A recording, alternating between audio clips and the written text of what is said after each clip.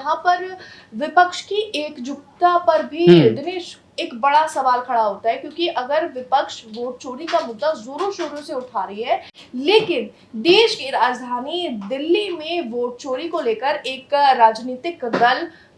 खुलकर election commission पर आरोप लगा रहे हैं, लेकिन विपक्ष का सबसे बड़ा नेता दिल्ली की बात नहीं कर रहा है। देखिए वो तो है ही है। अब मैं इसमें एक लाइन और जोड़ देता हूँ कि यहाँ पे नई दिल्ली का जिक्र हमने इस वजह से हम कर रहे हैं क्योंकि यहाँ पर मैसिव लेवल पे वोट डिलीशन हुआ था। हालांकि कई सारी विधानसभाओं को लेकर, जैसा आपने लेटर जो इलेक्शन कमीशन का बताया कि जो 76 पेज का लेटर रिप्लाई किया उन्होंने, उसमें कहा कि 40 विधानसभा क्षेत्रों को लेकर आम आदमी पार्टी ने ये आंकड़े दिए थे। उसमें जनकपुरी भी था और उसमें शाहदरा भी था, तो पूरी दिल्ली को लेकर जो वोट चोरी को लेकर, लेकिन इतना बड़ा नई दिल्ली, क्योंकि अरविंद केजरीवाल को हराना लक्ष्य था, टारगेट था बीजेपी का सबसे बड़ा। तो उसको लेकर भी अब यही सवाल खड़े हो रहे हैं कि अरविंद केजरीवाल की ही सीट पर क्यों,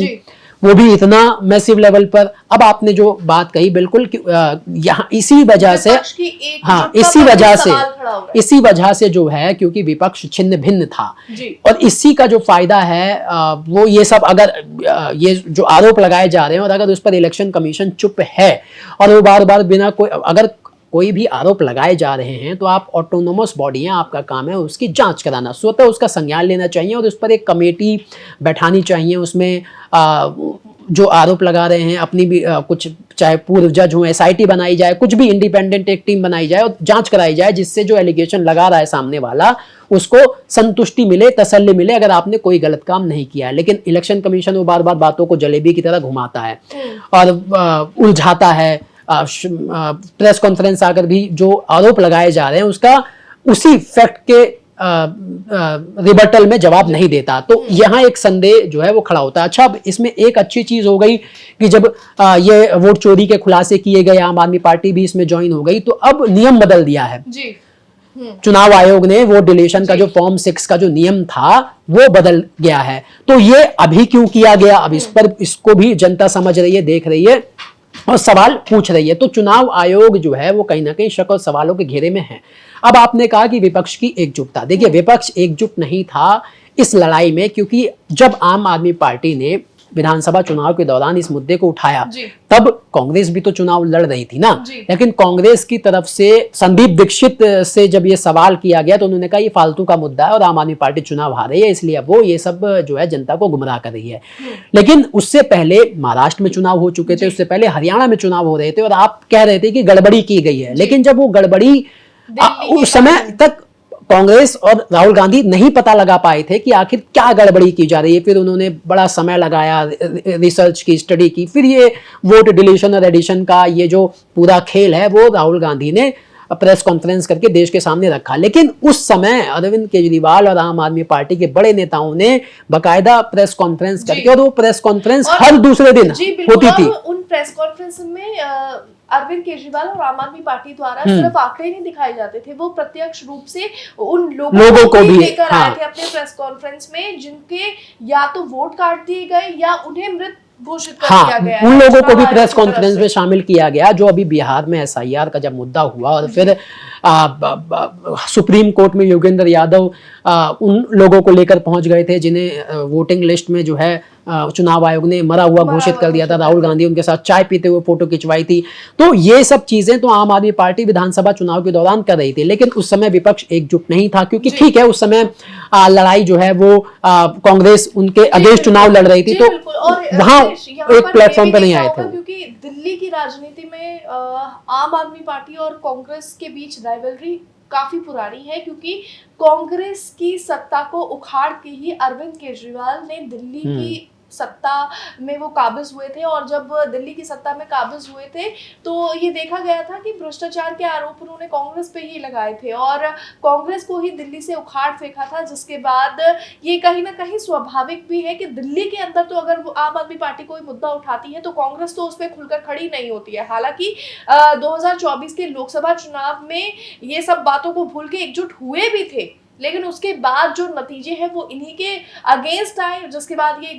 इन दोनों ने एक बार फिर से अपनी राहें जुदा कर ली और अब फ्रंट फुट पे दोनों एक दूसरे के खिलाफ ही नजर आते हैं। आम आदमी पार्टी यही बात कह रही है कि राहुल गांधी विपक्ष के नेता हैं, तो सभी विपक्ष के जो मुद्दे हैं, और वोट चोरी अगर आप सबसे बड़ा मुद्दा बता रहे हैं और कह रहे हैं कि लोकतंत्र पे सीधा सीधा प्रहार है, वोट चोरी करके सरकारें चुराई जा रही हैं, तो उसमें राहुल गांधी दिल्ली का जिक्र क्यों नहीं करते, जबकि वहां ये लड़ाई, मैं बार बार कह रहा हूं कि आम आदमी पार्टी ने ही सबसे पहले फैक्ट,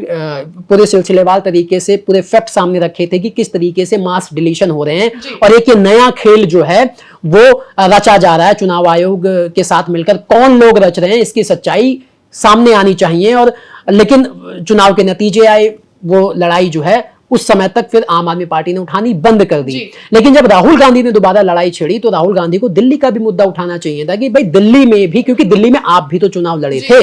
अगर आप चुनाव लड़े थे लेकिन आप वहां पर सरकार में नहीं थे, ना ऑपोजिशन में थे, तो इस वजह से आप अगर दिल्ली का जिक्र नहीं करते तो ये विपक्षी एकता पर चोट है। वो बात भूल जाइए कि अब आम आदमी पार्टी इंडिया अलायंस में नहीं। भी देखा जाए दिनेश, दिल्ली देश की राजधानी है, और अगर विपक्ष कोई मुद्दा उठा रही है केंद्र के खिलाफ तो दिल्ली का जिक्र उसमें सबसे पहले होना चाहिए। बिल्कुल, और वही जो है विपक्षी एकजुटता आपको अगर दिखानी है कि भाई आप विपक्ष को इस मुद्दे पर अगर एक साथ लेके चलना चाहते हैं तो दिल्ली उससे इतर नहीं हो सकता, क्योंकि अब आपकी दिल्ली में अगर सरकार नहीं है, दिल्ली में विधानसभा की सीट नहीं है आपकी, तो आप दिल्ली को छोड़ नहीं सकते ना, क्योंकि वहां पर आम आदमी पार्टी है, आम आदमी पार्टी की वो लड़ाई है, इसलिए आप उसका जिक्र नहीं करेंगे तो फिर ये कहीं ना कहीं लड़ाई कमजोर होगी, और यही बात आम आदमी पार्टी कह रही है। देखिए, पॉलिटिकल लड़ाई आपकी अलग हो सकती है, पॉलिटिकल राइवलरी जो है वो अलग हो सकती है, लेकिन जब पॉलिटिकल राइवलरी सेम बैटलफील्ड पे लड़ी जाएगी तभी उसका मजा आएगा। लेकिन आप यहां पर कह रहे हैं कि बैटलफील्ड जो है वो अलग है ना, हमारे लिए बैटलफील्ड अलग है, हमारे लिए हमारे बैटलफील्ड में बहुत सारे हर्डल्स हैं, सबसे बड़ा हर्डल वोट चोरी है। तो पहले इस लड़ाई को आपको एकजुट होकर लड़ना पड़ेगा, उसके बाद अगर ये चीजें सही होती है तो फिर पॉलिटिकल राइवलरी, पॉलिटिकल लड़ाई के लिए आपको बहुत वक्त मिलेगा। लेकिन अगर आप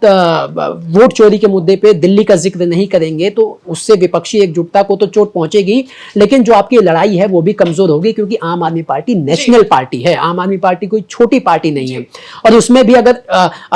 आम आदमी पार्टी फैक्चुअल तरीके से पूरे आंकड़े रख रही है तो उसको वोट चोरी की लड़ाई में ये अभी पॉलिटिकल राइवलरी छोड़कर आम आदमी पार्टी कांग्रेस की एक साथ आनी चाहिए। अब एक साथ शायद इसलिए नहीं आ रही क्योंकि यहाँ पर हम ये भी बता दें दर्शकों को कि भले ही राहुल गांधी ने अभी तक दिल्ली का मुद्दा वोट चोरी को लेकर नहीं उठाया है, लेकिन राहुल गांधी ने जब से ये वोट चोरी का मुद्दा उठाया है, आम आदमी पार्टी के शीर्ष नेता अरविंद केजरीवाल भी ये कह चुके हैं कि